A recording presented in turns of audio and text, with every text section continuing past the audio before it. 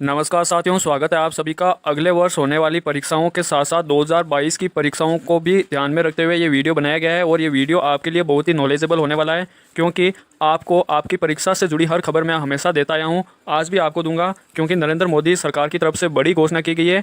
कल नरेंद्र मोदी जी ने शिक्षकों से वर्चुअल रूबरू हुए और उन्होंने कहा है कि मार्कशीट को प्रेशर शीट से तुलना की है, इससे छात्रों का मूल्यांकन नहीं करने की भी बात की है। लेकिन उससे पहले मैं आपको बताना चाहूँगा परीक्षाओं को लेकर एक और अन्य अपडेट। कोविड-19 के कारण परीक्षाओं के लिए सरकार ने जारी किए संशोधित दिशा निर्देश। इससे पहले भी दिशा निर्देश जारी हो चुके हैं, लेकिन उन्हें फिर संशोधित किया गया है। कारण यह था कि उस प्रावधान में एक बात की गई थी कि जिन छात्रों के घर में कोरोना पहुंच चुका है उन्हें परीक्षा में अलग कमरे के अंदर बैठाने की बात की गई थी, लेकिन अब उसे चेंज कर दिया गया है। अब आपको परीक्षा नहीं देना पड़ेगा अगर आपके घर के पास कोरोना है या आप खुद कोरोना से संक्रमित हैं। तो यह बड़ी अपडेट थी आपके लिए, जो कि आने वाली परीक्षाओं में देखने को मिलेगा।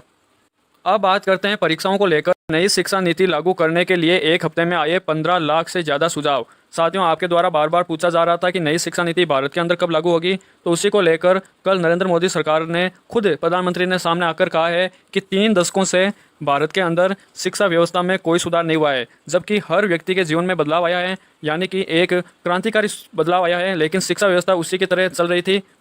उसमें नई शिक्षा नीति जो अभी लाई गई है बीजेपी सरकार के द्वारा, वो बहुत ही महत्वपूर्ण होने वाली है तथा उसी को लेकर शिक्षकों से सुझाव मांगे गए थे। तो 15 लाख शिक्षकों के सुझाव आ चुके हैं एक हफ्ते के अंदर।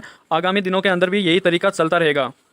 उन्होंने आगे मार्कशीट की तुलना प्रेशर शीट से की है तथा परिवार वालों के लिए मार्कशीट एक प्रेस्टीज शीट हो चुकी है, एक आन बान शान का विषय बन चुकी है, जिससे छात्रों के ऊपर अतिरिक्त दबाव बढ़ता है प्रतिशत बनाने को लेकर और वो शिक्षा के मूलभूत उद्देश्यों से वंचित हो जाते हैं। नई शिक्षा नीति को लागू करने को लेकर शिक्षा पर्व मनाएगी सरकार। शिक्षा पर्व 25 सितंबर तक चलेगा, यानी कि वो आज से लेकर 25 सितंबर तक पूरे भारत के अंदर शिक्षा पर्व मनेगा। उसी के आधार पर नई शिक्षा नीति को पूरे भारत के अंदर फैलाने का उद्देश्य सरकार का है। आगे उन्होंने परीक्षाओं को लेकर कहा है कि नई शिक्षा नीति का मुख्य उद्देश्य प्रधानमंत्री नरेंद्र मोदी जी ने बताया है कि परीक्षा इस तरह होनी चाहिए कि छात्रों पर बेवजह दबाव न पड़े। कोशिश ये होनी चाहिए कि केवल एक परीक्षा से विद्यार्थियों का मूल्यांकन नहीं किया जाए। आगे उन्होंने बताया है कि नई शिक्षा नीति में यह भी प्रावधान किया गया है कि जो बंदा अब आर्ट्स ले चुका है छात्र, वो अब साइंस की पढ़ाई कर पाएगा और साइंस का कोई विद्यार्थी आर्ट्स की पढ़ाई कर पाएगा, यानी कि ज्योग्राफी, हिस्ट्री, अकाउंट्स। अब आप अपने मन चाहे सब्जेक्ट पढ़ सकते हैं जो आपको अच्छे लगें। सम्मेलन के अंदर प्रधानमंत्री जी ने शिक्षा नीति को देश की नई दिशा देने वाली बताया है तथा उन्होंने कहा है कि इसको अब लागू करना सभी का एकमात्र उद्देश्य होने चाहिए और परीक्षाएं एक परीक्षा के आधार पर छात्रों का मूल्यांकन नहीं होना चाहिए।